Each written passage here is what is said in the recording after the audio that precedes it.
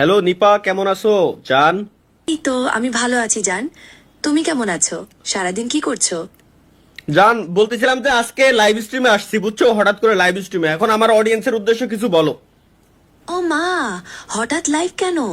যাই হোক, অডিয়েন্স, তোমরা সবাই চলে এসেছো দেখে তো দারুণ লাগছে।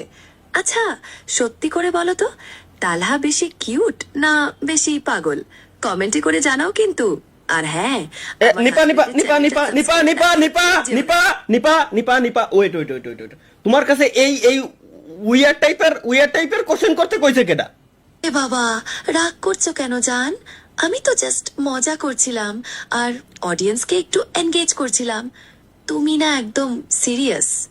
আচ্ছা আচ্ছা নিপা, তুমি আমার একটা জিনিস বলো যে আমি তোমার কি হই আর তুমি আমার কি হও? তুমি আমার সবকিছু, আমার হাজবেন্ড, আমার জান। আর আমি আমি তোমার নিপা, তোমার সঙ্গী, সব সময় তোমার পাশে থাকা বন্ধু। ঠিক আছে ঠিক আছে, আচ্ছা শুনো শুনো, তুমি একটা কাজ করো জান, তাহলে এখন আমার অডিয়েন্সের উদ্দেশ্যে তুমি একটা 18+ জোকস শোনাও। 18+ হইতে হবে মাস্ট। এ বাবা, ঠিক আছে ঠিক আছে, অডিয়েন্সের যখন এত আবদার, শোনো তাহলে।